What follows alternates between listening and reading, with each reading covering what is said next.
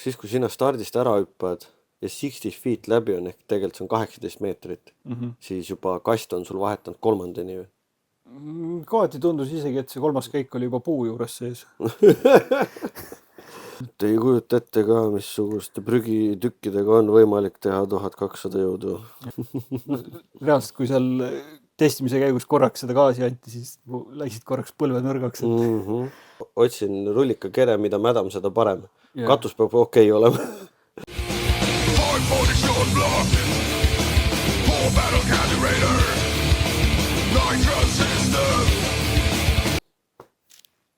Tere, Janar! Tere! Juba teist korda. Jah. Kelle jaoks nädal, kelle jaoks pool tundi. Jah. Lähme sealt edasi, kus me pooleli jäime. Ehk E30, mis oli M20 turboga ja DCT käigukastiga, suure diffri ja tugevate telgedega. Just. Oli valmis saanud. Aastaks oli 2019.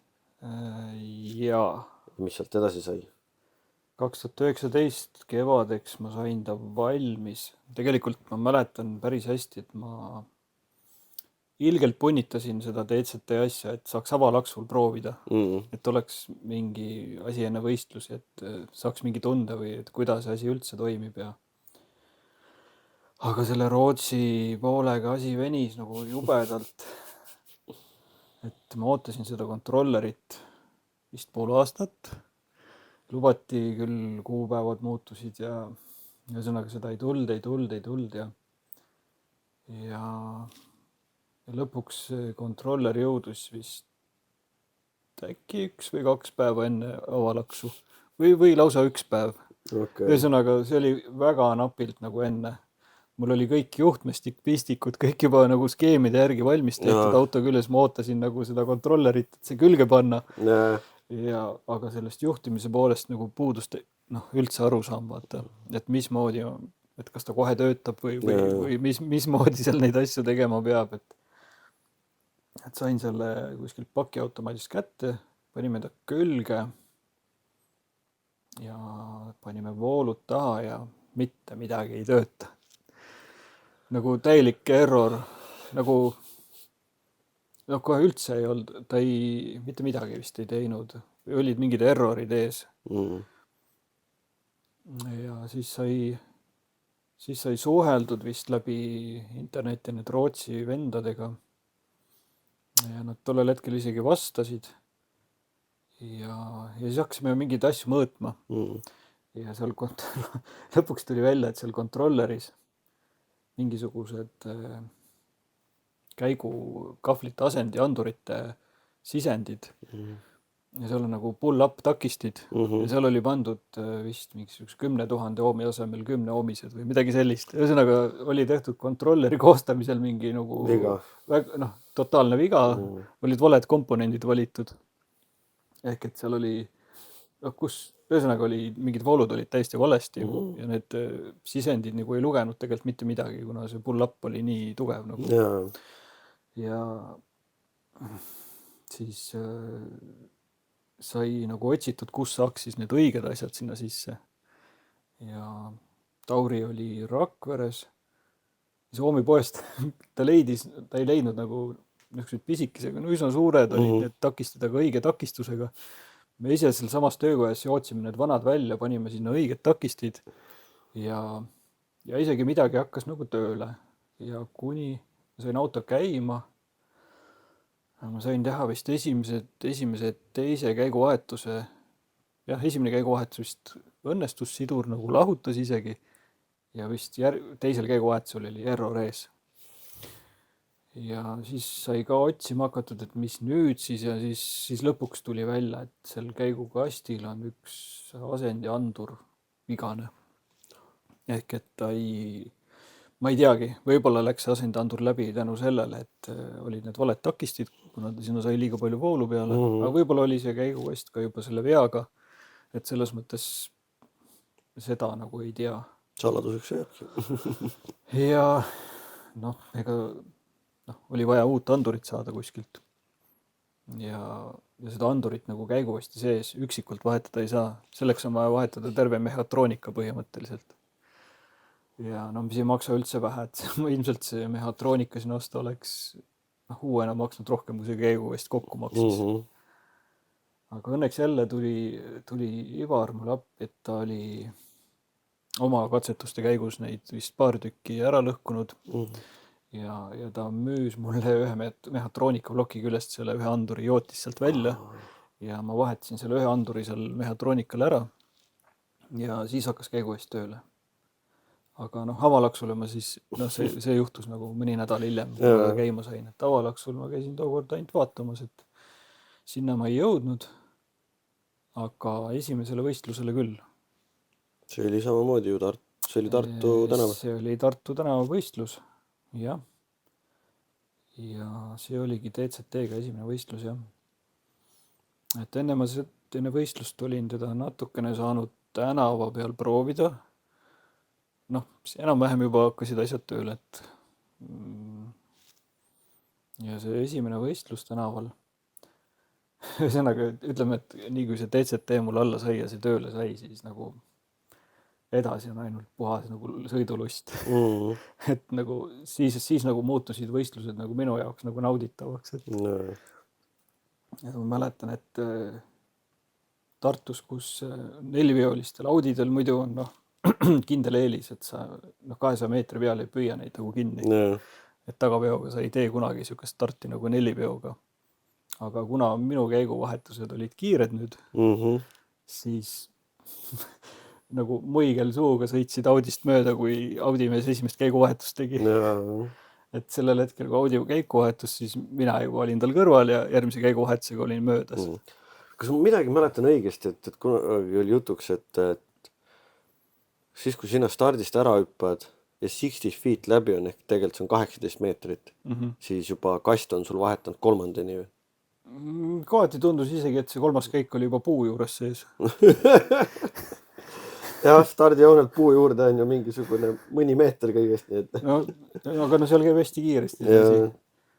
Et ei, see käigukast oli selles mõttes raju, et ilmselt tänavaauto peal ta nii kiiresti ei vaheta, aga selle nagu custom controlleriga ei mäletagi. Minu meelest need 6 käiguvahetust kokku olid ka kiiremad kui üks manual käiguvasti vahetus. Et sealt tuli nagu meeletu võita. Aga kuidas siis see teekond Street B siuksest natuke lõhki sõidetud 11 või siis kehvasti pidurdatud 12, kuidas see siis nagu, kuidas see teekond sinna superkassi oli, sest et sa ju lõpuks selle rullikaga ju sõitsid 9-6? Jah. No selle DCT-ga oligi, et esimene aasta ma ikkagi sõitsin veel Street B-d, aga kohe oli auto nagu liiga kiire. Et see oli nagu üliraske sõita, aga kuna ma nagu seal sõitma hakkasin, ma mõtlesin, ma sõidan selle aasta ikkagi Street B-s lõpuni. Ja ma ei võitnud vist, poodiumit ei tulnud ühtegi. Aga ma olin stabiilselt kogu aeg siuke 3. äkki, umbes niimoodi. Ja aasta kokkuvõttes tulin ka tollel aastal 3. Et see oligi nagu esimene mingi aasta karikas, mis nagu minuni jõudis.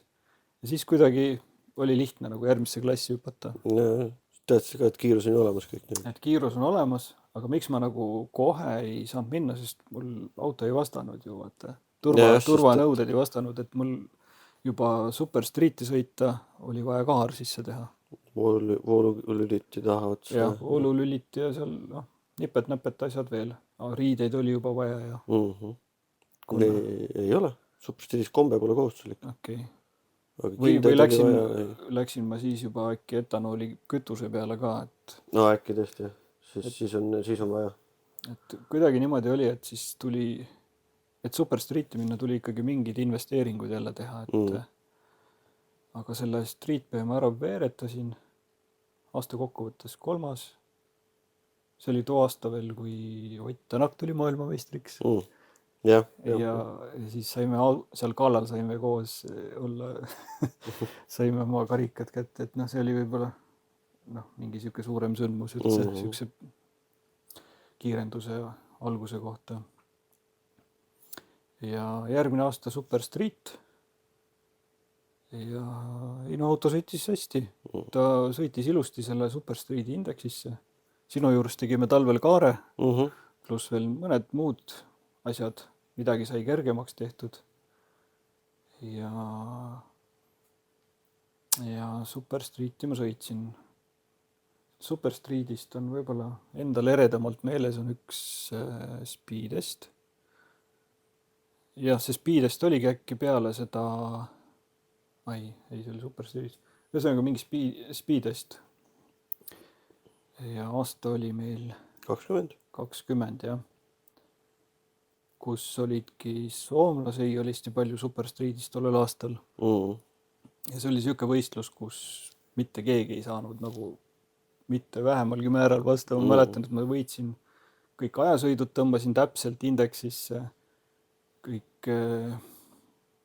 põhimõtteliselt kõik sõidud võitsin ja võitsin ka võistluse. Et selles mõttes. Ja ju selles mõttes veel, mis on eriti äge, et see oli ju Ülenurmel pigem libed asfaldi. Ja.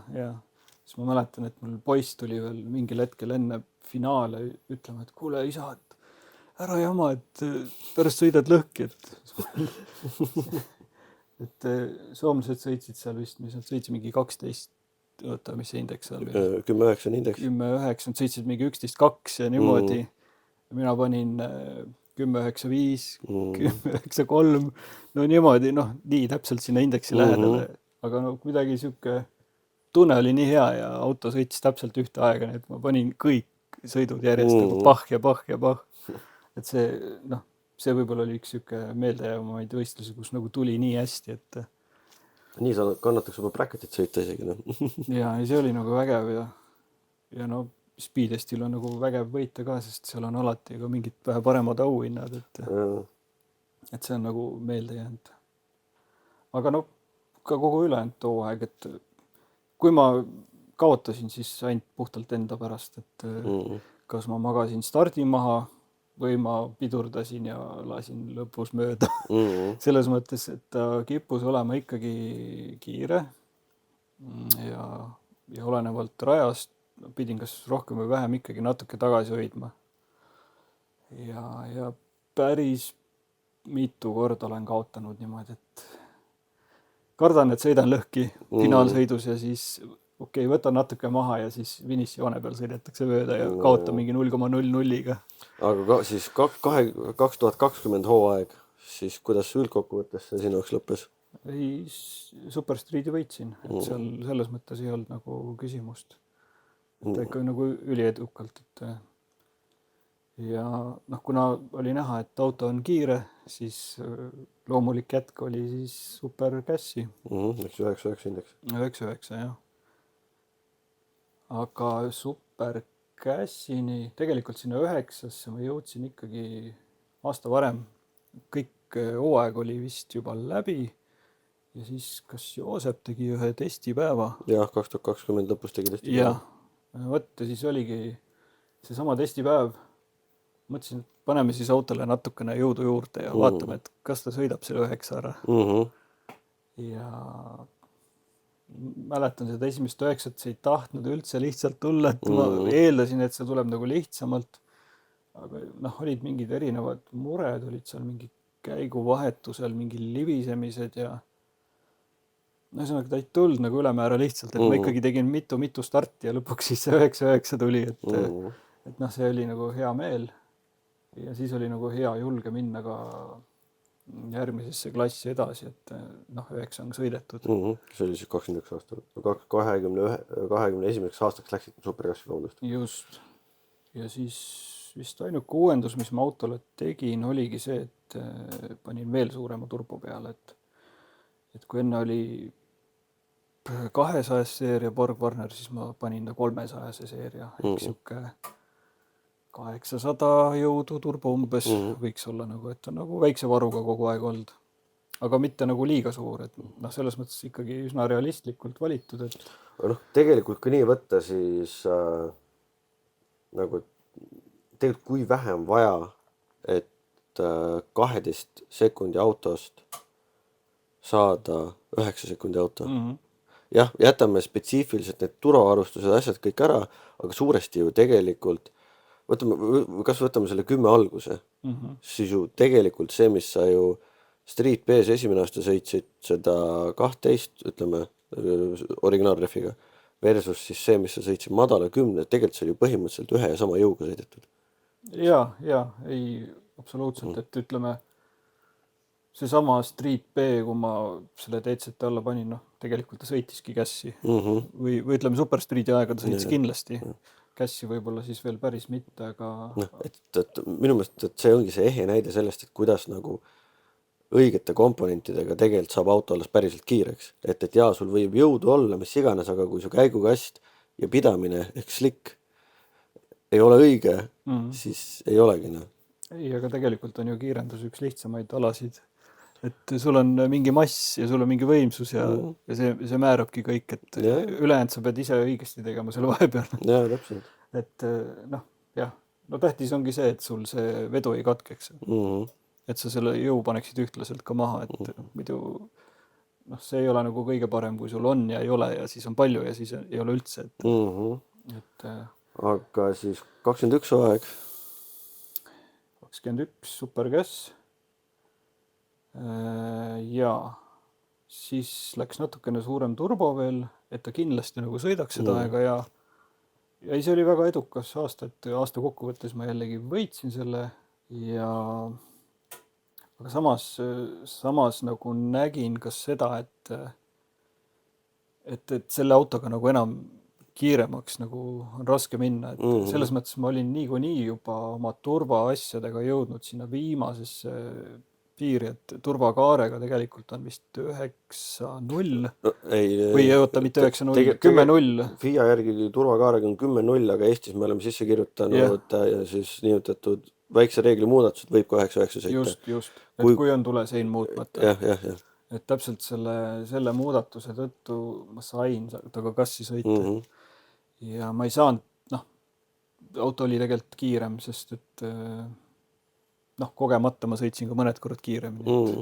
Et kõige kiirem ilmselt, mis on kirja läinud, on 9.6. Ja palju lõppkiirust oli mõnetud? Noh, ta tuli lõpus sinna 230 kanti.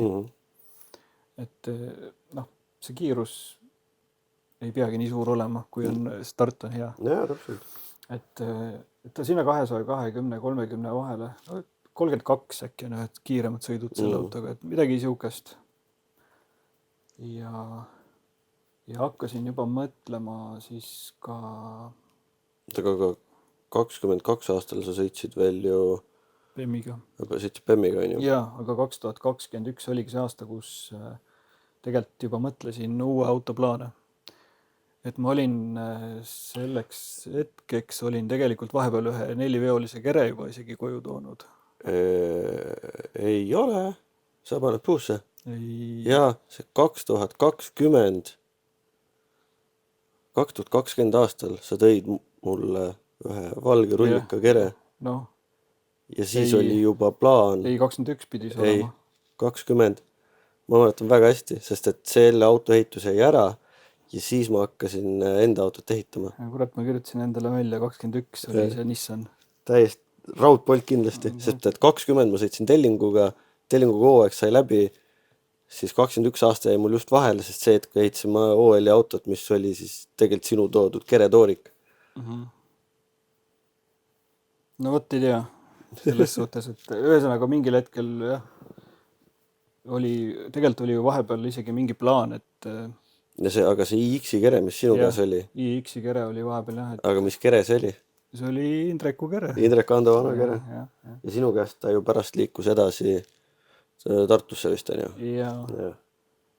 Et aga nüüd ta peaks olema siis selle omaniku käest tagasi, kes peale Indrekut selle auto omanik oli. Okei. Et ma ei tea, kus me nüüd jäime. Et sul vahepeal tekkis mõte. Ühesõnaga, sa nägid, et ühesõnaga mul oli see mingil, tegelikult see oli mingi varem veits ostetud, oli üks 4-veolise kere, kus oli mingi puur oli sees. Ehk et kui ma oleks tahtnud käsist kiirem olla, siis mul oli juba täispuuri vaja. ja enda autosse ma ei tahtnud puuri teha, sest ma ikkagi tahtsin, et ta oleks nagu võimalikult tänavaauto nagu, et võimalikult võib-olla veel tagasi kunagi tänavaautoks teha. Kas isegi mitte see turvakaar? Turvakaar sai poldita veel, Jah, mõtlen, et et see see on võiks ka isegi poldita võimalik välja võtta aga samas ma nägin ka seda, et tagaveoga võib olla auto väga kiire ja see neliveo mõte nagu jäi soiku, sest ma ei näinud enam sellel mõtet. Ja mingil hetkel siis oligi see, et kus oli plaan teha, et tulebki teha siis kas täisturvapuur või täistururaamil auto üldse. Ja siis pidigi minema tururaamil auto ehituseks. Sina aitasid veel mul leida mingisuguse keretooriku kuskilt Rakverest. Ma ei tea, kust ma ise panin lihtsalt interneti üles, et otsin rullika kere, mida mädam, seda parem. Katus peab okei olema. Jah, et minu meelest sina mulle selle kontakti andsid. Selle kere ma ära tõin. Koos poisiga lõikasime ta tühjaks. Ja selle kere ma sinu juurde tõin. Sest jah, ma ju tegelikult selle jaoks käisin veel eraldi, kas just selle jaoks eraldi, aga see oli see lüke, et endale see suur kere laud osta. Jah, see oli just vahetult enne ost selle laua. Meil oligi teada, et umbes see aeg tood sa auto, ja siis ma sain selle laua ja siis sa said auto ära tuua. Jah, see oli, tõin ta siia ja siis vaatasime, kuidas seal juba asju teha ja leppisime juba mingid materjalirahad kokku. Ja siis, kusjuures ma teadsin tegelikult, ma olin ise ka näinud, et seda autot müüdi, seda Nissanit siis müüdi osadeks. Aga see hetk, kus Sam ei olnud konkreetselt kere ennast vist pakkunud. Võib-olla, et kere ei olnud, aga ma olin nagu näinud, et ta müüakse ja ma olin ka selle autoga nagu varasemalt kursis, kui olid ka mingid videod sellest autost kuskil Motorsis. Ja mulle tundus, et see on nagu liiga kallis, et ma nagu ei julgenud mõeldagi selle peale, et see tundus omal ajal ikkagi nagu siuke peenelt ehitatud ja pluss kroommonteerium raamiga. Et ilmselgelt nagu minu skaalast nagu väljas ja ma nagu ei mõeld selle peale, aga kuna sa tookord selle jutuks tõid, siis no see oli see sama päev, kui sa valge kere siia tõid. Tõime kere siia ja siit mulle koju on siuke 2 tundi sõitu. Ja siis, kui ma koju jõudsin, siis ma helistasin sulle, ütlesin, et kuuled, et kas sa oled väga kurb, et äkki viid selle ettemaksu raha hoopis sinna Sammile ja paneme selle kere lukku. Ja nii läks, et selle kere ma siis ära tõin. Esialgu mingit päris visiooni veel ei olnud, sest mul tegelikult oli nagu toimiv auto olemas, aga nagu tulevikuks. Ja sinul vist oli juba siis mingisugune LS äkki. Jah, see oligi tellingu vahel, ma olin ju selle esimese Renault Poomi vana mootori soetanud. Ja mingitel drifti autodel oli seda LS-i siin Eestis kasutatud ja tundus nagu põnev. Ja tegelikult selleks hetkeks, kui see Nissan jõudis, mul oli tegelikult mingi LS, seesama LS tegelikult, mis praegu peal on, see toorik oli juba ostetud Soomest. Et see oligi mõte tegelikult see LS sinna BMW-le panna, aga lõpuks siis, et kohandama siis selle Nissani selle LS-i jaoks. Ja aga siis see ei olnud ka vist kõige lihtsam, sest et see Nissan oli ehitatud ju väikse rida 4 jaoks ju. Seda küll, jah. Et ega seal nagu ülemäära ruumi ei ole, aga ei midagi selles mõttes ka hullu, et kuna ta oli niikuinii juba, seal ei olnud sellest Nissanist enam väga palju järgi, et siis ei olnud ka, see ei olnud nagu mingi eriline teema see mootor sinna peale panna. Aga see Nissan tuli ja samal aastal, kui tuli Nissan, tuli ka Laurale Junior Dragster. Et need asjad juhtusid kõik ühel aastal, jah. Ja see Nissan tegelikult alguses nagu suhteliselt seisma jäi, sest ma samal ajal sõitsin ise selle BMW-ga. Pluss sellest vaikselt hakkasid mingid juppe kokku korjama, et esimene asi minu meelest Andres pakkuski mulle enda auto tagumisrattaid, mis olid ta sinisest Fordist kunagi alles jäänud. Et esimesed asjad, mis ma sinna kerele ostsin, olidki need tagarattad. tagaväljad, koos rehvidega, koos rehviga. koos rehvidega olid jah, siis sai neid juba sinna kere alla proovitud ja juba vaadatud, et ma mäletan, et kui need rattad üksteise peale panin, siis need olid sama kõrged, kui Laura tollel ajal pikk oli. Et need olid ikka väga massiivsed ja suured. Vahemärkus on ütelnud, Laura on siis Jah. noorem tütar, kes siis sõidab junior dragsteriga. Et nii sai neid asju hakatud vaikselt korjama, sest et ega see lihtne ei olnud, et tegelikult sõita ja veel samal ajal nii palju kõrvale säästa, et mingeid asju osta, sest ega BMW ehitus oli nagu selle kõrval nagu väga lihtne, et neid sai, BMW juppe sai siit enam-vähem siit poest osta, kui mootorijuppidest rääkida või siis kuskilt lammutustest midagi kombineerida. See DCT võib-olla välja arvata, aga nüüd jah, selle Nissan ehituses siis valdav osa kiireid tükke ikkagi tuleb sealt üle lombi tellida ja see ei ole üldse mitte odav. Aga niimoodi teda vaikselt sai nokitsetud ja 2021 Super Cash sai võidetud ja mul hakkas 2022 tulema. Oli tegelikult plaanis 2022 üldse vahele jätta. Mõtlesingi, et ma ei sõida ise, et panen siis kogu selle võimalikud vahendid, panen siis selle Nissan ehitusse. Olin nagu juba suht siin pereringis ja nii kõva häälega seda ka välja öelnud. Aga mida kevad lähemale tuli, seda rohkem ikka ei hakka selle kipitama. Ja mees annab sõna ja mees võtab sõna. Ja mul ei olnud isegi rehve tolleks hooajaks. Laural oli siis juba see Dragster olemas, ta oli sellega juba ühe hooaja sõitnud ja et niikuinii tegelikult kiirendustel me oleksime käinud. Ja siis kuskilt ma leidsin, et kellelgi on seisma jäänud 2 uut uuserit, mis mul Bemmile sobisid 26x10 ja tõin need ära ja tegin ikkagi see 2022 ikkagi Super Cassis kaasa oma siis BMW-ga. Selle Nissan ehituse kõrvalt siis ikkagi osalesin veel sellel aastal. Ja too oli selles mõttes siuke vägev aasta, et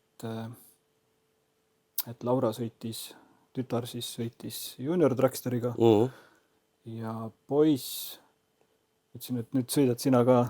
Ja meil oli olemas üks jääraja 46 kompakt selle jooks ostetud ja sõidab sellega, sõidab junior bracketit. Nii et siis 2022 sõitsime 3 terve hooaja.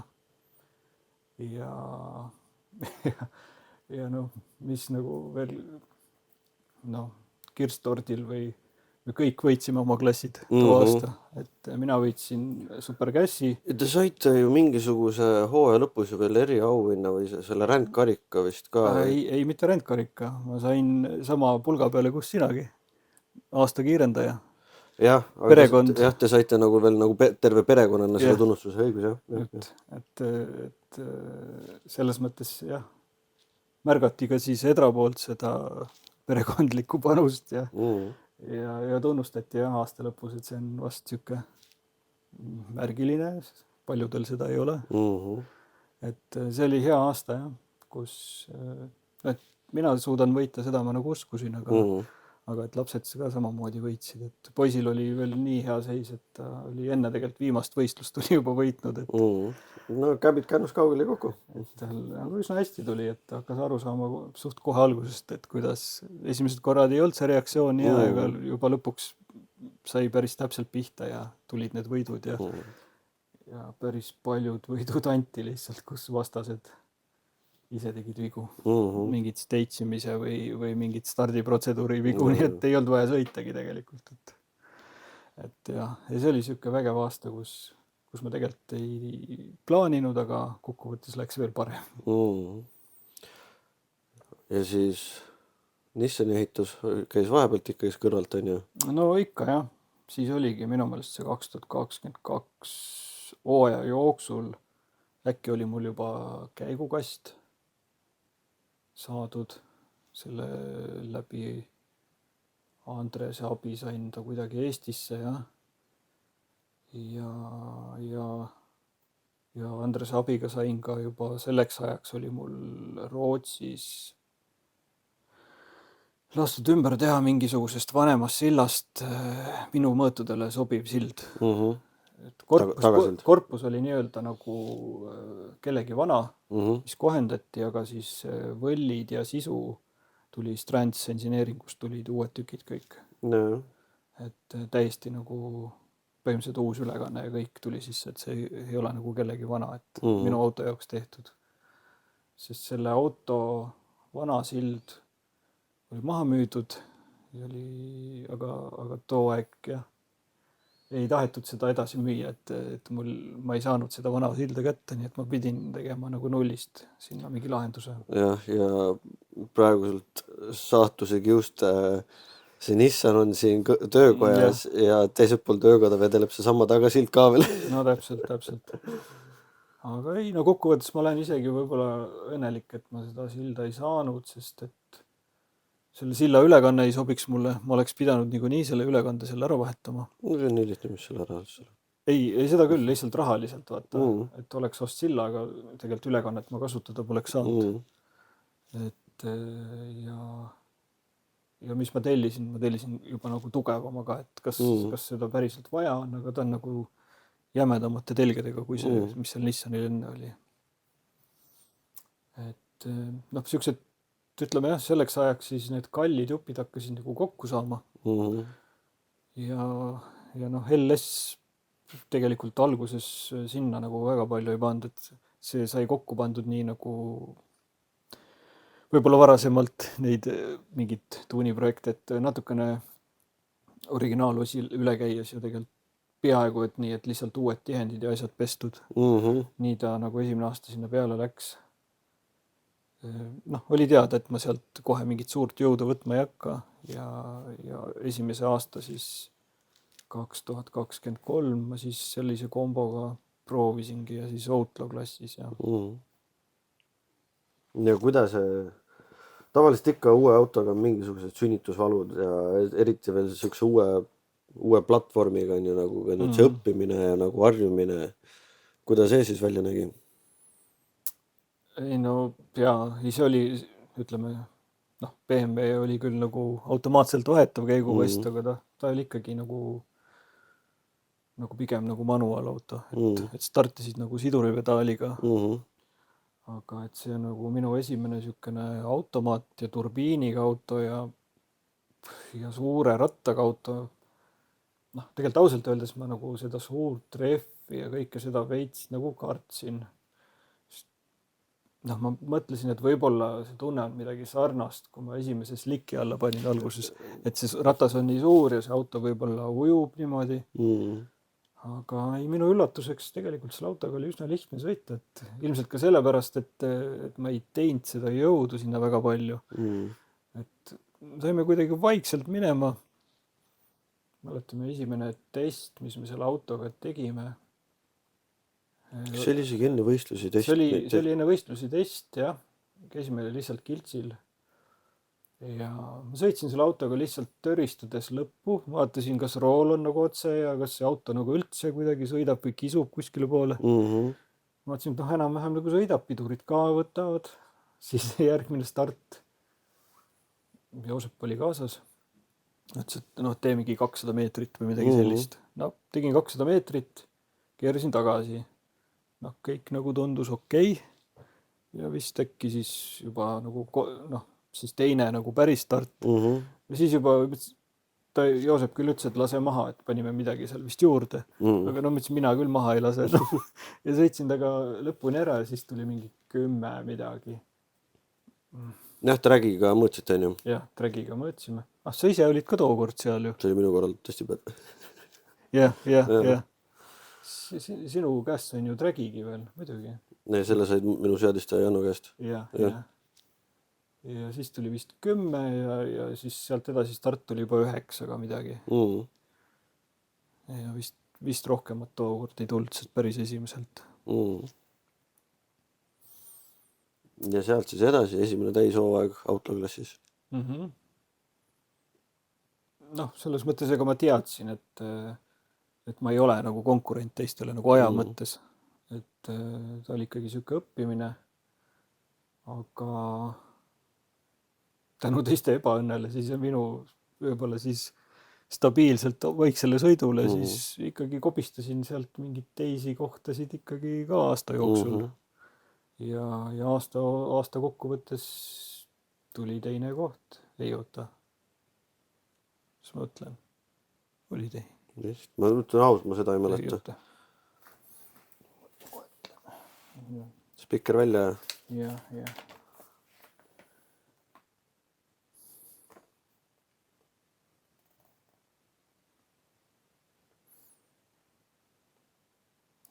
Ei olegi välja kirjutanud. Ühesõnaga, ei olnud kõige hullem, et Piibel, Speedest oli isegi, siis oli kindlasti teine võistlustelt.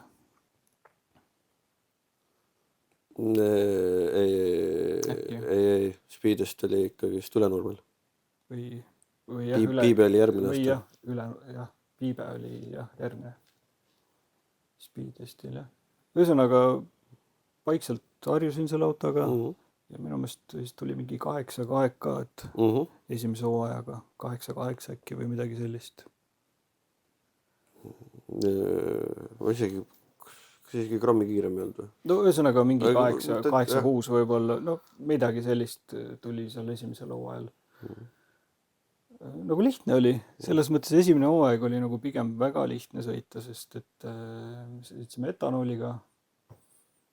Ma ei tea, palju seda jõudu seal võis olla, mingi 800 äkki. Noh, mingi sihuke. Ja siis ma veel ei teadnud, mis asi on mingi tire shake või asi, sest auto oli nii rahulik, et ta nagu ei tahtnud hästi isegi spuulida ja kohalt minek oli võib-olla sihuke raske, et ei jõudnud seda jõudu algusest teha ja ise ei osanud ja purni ei osanud võib-olla nii hästi teha ja aga ühesõnaga siukse õppimise tähe all see aasta läks, et midagi nagu otseselt katki ka ei läinud. Vaikselt kogu aeg kiiremaks. No üldse läbi aja sa oled siukene piisavalt mõistusega inimene, võtab piisavalt nagu rahulikult ega ju lõhkumisi ja tehnika tapmist tegelikult pole sul üldse väga olnud. Ei. Ma pigem olen siuke võib-olla üle mõtle isegi, et ma mõtlen valmis, teen asjad valmis ja siis ma mõtlen veel ja siis veel. Ühesõnaga, kuna ma suures plaanis teen seda ju üksinda, et see auto ehitus, ma teen seda üksi. Et võistlustel mul on pere pluss üks sõber. Tauri. Jah, Tauri, et ma ei saa esiteks nagu endale lubada mingisugust lõhkumist või ehitamist rajal, sest mul ei ole nagu sellist toetustiimi seal taga. Ehk et ma pean nagu ise mõtlema siis, võib-olla kodus tegema kõvema ettevalmistuse, et see asi õnnestuks ja loomulikult olema nagu realist, et mis seis mul täna on ja mida sellest võtta annab nagu. Et selliselt on läinud ja võistlustel tegelikult ongi nagu see sõidulust olnud, et ma ei ole nagu pidanud midagi hullult ehitama. Nii, aga jõudsime 23 aasta lõppu, kus oli esimene täistesti aasta Outlaw klassis. Ja siis ju sai ju peale seda hooaega sai ju upgrade'e tehtud. Jaa, et siis oligi, see oli mul nagu endal juba pikalt plaanitud ka, et esimese aasta teengi selle nii-öelda originaaltükkidest, vanadest tükkidest lihtsalt puhastatud mootoriga. Nukkvõll ja vist klapivedrud olid ainult vahetatud. Mis kaanepolti polnud või? Ühesõnaga, tegelikult see pole tähtis. Kaanepoldid äkki olid ka, aga ma nägin see. Aga selles mõttes ei midagi erilist seal ei olnud. Ja siis oligi see, et peale esimest aastat, et siis teen mootorile uuenduse ja siis tollel talvel oli siuke suurem mootorite ehitus. Enda autole siis läksid mootorisse uued kolvid, sepiskolvid, sai tsilindrid suuremaks puuritud. Seal tegelikult oli rooste kahjustus. Nagu puhtalt juba uudishimust tahtsin teada, et kuidas see töötab, aga tegelikult töötas väga hästi, et ei tasugi väga muretseda, kui silindri sees päris suured roostekahjustused on. Et ei kujuta ette ka, missuguste prügitükkidega on võimalik teha 1200 jõudu ja kui suurte roostekahjustuste ja kui suurte kulumiste ja inetute jätistega. Et ei, see töötas jah. Läksid köpsud, kuna ventvull oli ka sihuke küsitav, siis läks ka uus ventvull sepis. Kaande läksid roostevabad klapid. No see oli ka kõik nii nagu ühte viisakat 1000+ jõudu mootorit vaja ehitada. Noh, niisugune põhiasjad said nagu üle käidud need, mis vaja ja ega nagu seal muud ei olnudki. Ja noh, kütuseks läks siis nüüd metanool. Et koos metanooliga läksid siis ka pihustid paremad ja aga laias laastus nagu ülejäänud osa jäi kõik sama. Jah, sest tegelikult ju autoturbiin kui selline oligi ju tellitud metanooli mõttega ju. Ja turbiin oligi algselt, noh, kuna oligi niikuinii oli plaan jõuda sinna metanoolini, aga miks ma kohe võib-olla metanooli peale ei läinud, et mul seadistaja natuke pelgas seda ja ei olnud nagu kogemust ja noh, kuna etanooliga oli sõidetud, siis noh, sellepärast sõitsime nii. Sest ju kütusepump ja see oli ju ka kõik metanooli mõte ja kõik tegelikult nii palju, kui neid juppe sai vaikselt varutud, siis noh, tegelikult kõik on nagu võetud õiged. Et noh, ainuke asi oligi see mootor ise füüsiliselt, mis oli nagu vanadest osadest. Aga nagu need nii-öelda nagu ostu ja kallid jupid olid juba tegelikult kohe võetud õiged. Et ei peaks nagu tulevikus sealt enam mingit upgrade'i tegema. Nonii, ja aasta 2024. Ei no metanooliga oli vahe tunda, et selles suhtes mootor tegi kohe nagu rohkem jõudu ja auto oli ikkagi nagu tuntavalt rajum. No stardis spuulis ka paremini vist ju. Ja ei, see kõik muutus nagu, et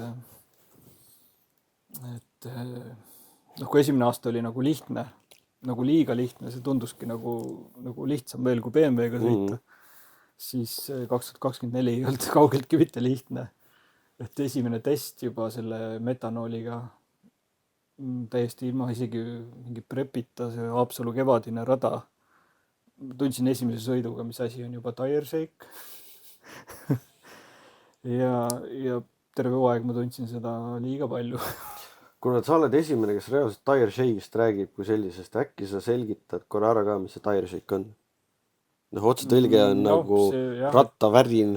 Noh, ja mingi seikimine, kui sa midagi seigid, raputad. No mis see tähendab? Aga noh, praktikas ta on midagi sellist, et ratas veereks ja auto ilusti sõidaks, peaks ratas nagu ümmargune olema. Aga slick on siuke hästi pehme külgseinaga ja kui sa sinna palju jõudu paned ja rada nagu peab, aga sul ütleme siis kõik asjad ei mätsi, nii nagu peaks mätsima, siis mingil hetkel see rehv ei ole enam ümmargune, vaid ta on kolmnurkne või kandiline või ühesõnaga tekivad sinna rehvi sisse voldid ja see rehv hakkab nagu maapinna pealt üles hüppama. Ja siis kaotab auto teega kontakti. Sama asi juhtub ka siis, kui pidamist on rohkem, kui autol jõudu on. No, eks seal ongi mingisugused ebakõlad, et noh, ma ei ole tänase päevani aru saanud, et kuidas sellest päriselt üle saada või et mis me nagu valesti teeme. Et on mingid asjad on õnnestunud vahel paremini, aga noh, ütleme nii, et ma tunnen ennast üsna rumalana veel selle teema juures. Ja tegelikult ega nagu mingit 2024 mingit väga head sõitu nagu ei olegi ette näidata, kus ma oleks nagu öelnud, et see oli nüüd sõit. Aga samas timeslip ju... Jah, seal ikkagi võistluses ikkagi suutsin nagu ikka jälle mingi sammuks edasi teha, kuni siis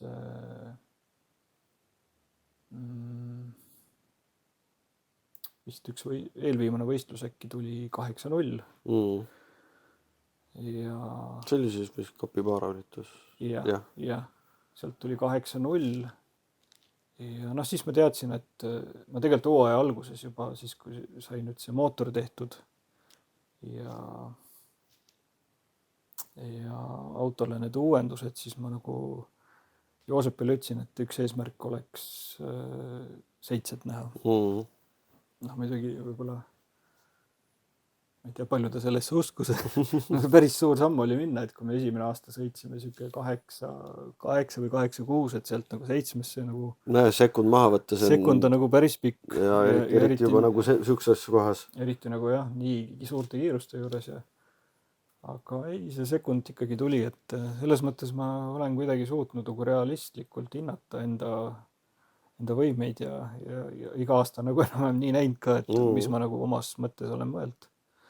Jah, siis tegelikult nagu sa ise ütlesid ka, et ju ühtepidi on väga lihtne füüsika. Kui sa tead massi ja sa tead jõudu, siis sa tead, mis see tulem peaks ka olema, siis sa pead selle komponendid nii valima ja seadistama ja paika panema. No täpselt nii see on jah, aga jah, siin ongi nüüd see füüsika tuleb sinna raja peale ka panna. Et seal nüüd tulebki ilmselt see kogemus ja kõik see muu. Noh, pigem just kogemus jah, et ütleme, et siiamaani selle suure rattaga ongi kõige raskem, et kuidas saada see auto sinna lõppu nii, et need rattad ei hakkaks sul värisema sellel. Et see on nagu kõige suurem, see paar korda peaaegu õnnestunud, väiksema värinaga, kus ei pea nagu otseselt pedaalima. Aga pigem enamus kordadest ei olnud see hästi. Ja noh, siukse lippadi-läppadi sõiduga ikkagi jah, õnnestus hooaja lõpuks see 7-9-5 ära sõita. Lõppkiirusega? Lõpukiirus. See ei olnud kõige kiirem, ma kohe ütlen sulle. See oli 271. Täitsa viisakas juba. Jah. Et aga jah. Ja nagu sa ennegi ütlesid, selle stabiilse kogu aeg sõitmisega siis tuli ju ka mehtitiitel. No see, kui siin päris 2024 hooaja alguses võib-olla mingid plaane ja mingeid asju sai mõeldud, siis ma võib-olla naljapiluks ikka ütlesin, et ikka see aasta lähme võitma. Et mul tuli meelde, et esimene aasta ma olin 3. siiski. Et ma olin 3, olin kuni enne viimast sõitu, olin 2. koha peal, aga Veljo läks mööda. Siis tuli Veljo ja tegi Veljo läks mööda, jah. Veljol õnnestus hästi seal. Siis ta sõitis seal need Eesti rekordid ja see pole esimene kord, kui Veljo tuleb ja teeb kõigile kübarad rikki. Esimene aasta oli 3 ja siis kuhu siis veel, kui mitte nagu võita on ju see klass. Aga ei, ega ma siis ei tõsiselt seda nii väga ei mõelnud, et võita. Aga läks nii, et võitsin ja läks eks suuresti ka tänu sellele, et kõvad vastased ei olnud nagu alati kõrval. Aga jah, sest ju Veljol jäi üks etapp täitsa vahele, Andresel jäi 2 vahele. Et siis nagu 2 kõva vastast juba olid nagu kehvemas seisus. Riivo küll tegi peaaegu hooaja. Mina käisin üksinda ainult Piibel. Aga jaa, õnneks lõpuks võitsin selle tiitliga tegelikult ilma selle Piibe võistluseta. Et kokkuvõttes tuli mina meistriks, Riivo tuli 2. kohale ja Veljo oli 3. Okay. Aga nüüd me olemegi juba tänapäevas. Ehk siis, mis edasi saama hakkab? Ega siis jah, juba see 2024 lõpus viimasel võistlusel siin tuli ka uusi autosid rajale ja nägin, kuidas mõned mehed järjest siin 7 poolt sõitsid ja kuidagi sinu autot nägin, siis esimest korda olid väljas ja mulle tundus kohe, et ega ma nagu järgmine aasta ikkagi viimane ei tahaks olla, et ma pean miskit tegema ikka, et auto kiiremaks saada ja kuidagi enda jaoks oli selgeks saanud, et see Nissani nagu lahendus, mis tal seni nagu oli, et tal oli kerepool oli nagu toruraami peal, aga nina oli veel jäetud plekist nii-öelda originaalnina, jah. Et see, et kui sina ju selle auto said, siis ta oli niimoodi ju tegelikult 7,5 indeksile turvaindeksile vastav raam, aga ta oli niinimetatud superkassi ehitus, mis oli originaal tulemüür, originaal esimene ots, vaata. No peaaegu, noh, see tulemüür on nagu küsitav. No jah, aga see nagu Aga nii on lihtne selgitada lihtsalt. jah, aga nina oli tal jah plekist, Originaal ju püstakud. originaalpüstakud, noh, see muidugi oli, noh, ruumi mõttes oli keeruline. Teine asi, et selle auto kaalujaotus selle suure LS-i mootoriga ei tulnud üldse sihuke, nagu ta peaks olema. Et ta tuli sihuke 42-58 äkki. Tegelikult see on, ja just see nina oli siis raskem. Nina raske, jah. Ja seal ei olnud ka mitte midagi nagu muuta. Mootor oli niigi nii taha viidud ja kõik, mis võimalik, noh, ühesõnaga seal ei olnud nagu palju lahendusi, et seda asja paremaks teha. Ja noh, siis saigi võetud otsus osta, et lõikame selle nina siis maha ja teeme selle ninaga torude peale, nii nagu kogu ülejäänud auto. Ja üks asi siis, et selle kõige käigus nagu kaalu säästa. Ja teine asi, et kui juba teha, siis teha see autoga nagu sihuke klassikalise kiirendusauto mõõtudesse, et see Nissan tehase silla teljevahega on ta sihuke 100 tolli kanti. Aga et siis oligi plaan, et suurendame ta 110 tolli peale. Ehk siis lihtsureliku keeles esimene teljevahe läks 25 senti pikemaks, ehk esimene ratas liikus 25 senti ettepoole. Ja kuna nüüd mootor jääb sama koha peale, siis just kui kaal liikus tahapoole. Ja. Pluss ju selleks hetkeks, kui see video välja tuleb, siis me tegelikult juba on tõde teada, mis kaalujatus tuli ja palju siit ninast võitu oli. Hetkel me oleme märtsikuus, kus tegelikult auto on siin teisel pool kontori just. Siis nagu kalkulatsioonina. Noh, tegelikult kaalujaotust ju päriselt ei tea, et noh, ma tean, et see muutub soodsas suunas, aga noh, kaaluvõit võiks olla sihuke 5-60 kilo vahel äkki. Et noh, see on nagu reaalselt kaalutud, maha lõigatud ja uute osade võrdlusel. Jah, see oleks see, et jääks esimene ratas täpselt sinna, kus ta on, siis suudaks välja kalkuleerida uue selle kaaluprotsendi, aga kuna see ka liigub, siis enam seda ei. Tõenäoliselt ta tuleb sinna 50-50 lähedale. Kas ta nüüd päris 50-50 on, aga no ta tuleb üsna lähedale, ma arvan. Kui video välja tuleb, siis sa lähed ise kommentaariumisse ja teavitad meile, mis ta päriselt tuli. Jaa, selleks ajaks peaks see asi selge olema. Ja mis edasi plaanid on, eesmärgid, mõtted? No selle aasta, ma ei tea, selles mõttes võiks ju kiiremini sõita. Kui auto läheb nagu paremaks, äkki ma suudan siis natuke kiirem olla. Et ma päris ei usu, et ma 7,5 sõidan. Aga ma arvan, et äkki 7,6 oleks võimalik. Okay. Et jaa. Aga kas see tuleb, seda näeme? Jah, täpselt.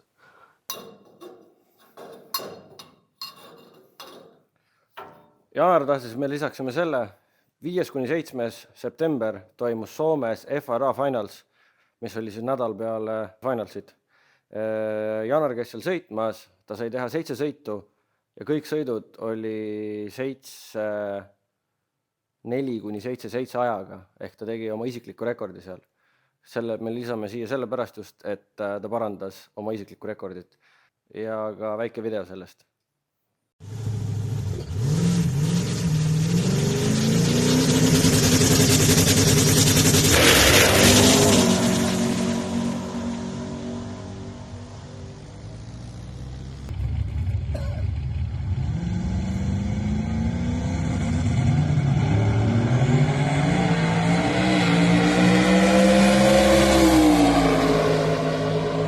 Ja nüüd me oleme jõudnud sinna, kuhu kõik saated jõuavad. Viimane küsimus. Ja selleks on see, et mis on sinu 1-2 kõige eredamat mälestust seoses Eesti kiirendusega? No, ma ilmselt juba rääkisin siin jutu sees midagi välja ka. Aga noh, ilmselt jah, Eesti kiirendusega, noh, kindlasti ongi needsamad esimesed kiirendusvõistlused, mida vaatamas sai käidud. Et noh, mina elasin tegelikult ikkagi bemmimeestele kaasa, et Indrek Ando oli kindlasti üks soosik, noh, Suur sõitis, tal ei olnud nii kiire auto. Ja siis muidugi Lauri Soots, et noh, nende pärast nagu sai küll kindlasti vaatamas käidud. Noh, just need olid need rullibembe mehed. Jaa, Aga näiteks- E30. Aga Kaido Krumm? Et ma isegi seda Krummi nii väga ei mäleta, et ilmselt ma võib-olla vahepeal kõiki võistlusi käinud. Ma tean seda autot ja ma olen ilmselt ka seda mingid võistlused näinud, aga pigem oli võib-olla päris alguses oli siis Solotarjovi Supra oli, mis oli nagu päris käre tolle aja kohta. No see oli ehe näide, see Solotarjovi Supra oli ehe näide sellest, et kui hullusti saab üks asi läägida ja kui hullusti pärast selle labidaga nagu selga saab vaata. See oli nagu, mäletan seda, kui see autos puulima hakkas, siis nagu ootasid ja siis kuulasid, kuidas see vile hakkab vaikselt tekkima.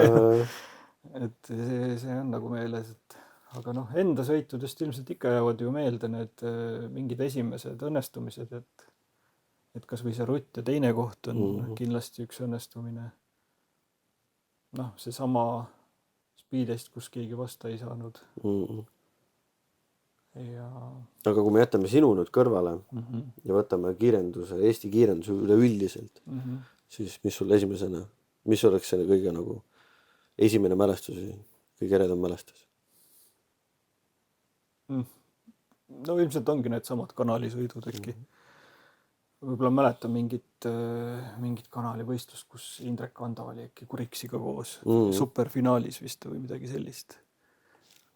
Siis nad ei saanud ühes klassis sõita. Noh, muidu nad ei sõita ühes klassis.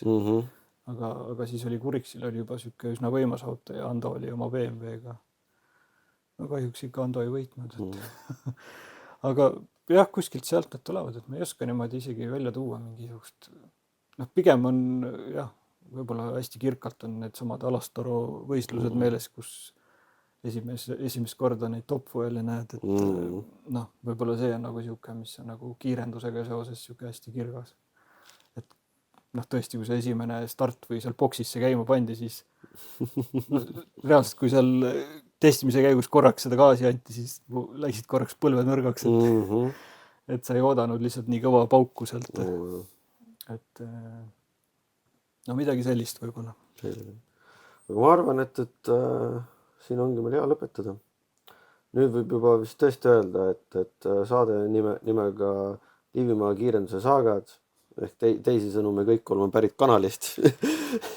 Kõik sai alguse kanalist. Siis tõmbame tänaseks otsa kokku. Aitäh, Janar, et tulid. Jah, aitäh, et kutsusid. Teie likeige, subscribe'ige, kommenteerige. Meie Janariga hakkame nüüd Nissanit edasi ehitama, et selleks hetkeks, kui video välja tuleb, siis te juba teaksite, mis seis on ja kui kiiresti Nissan sõidab. Just.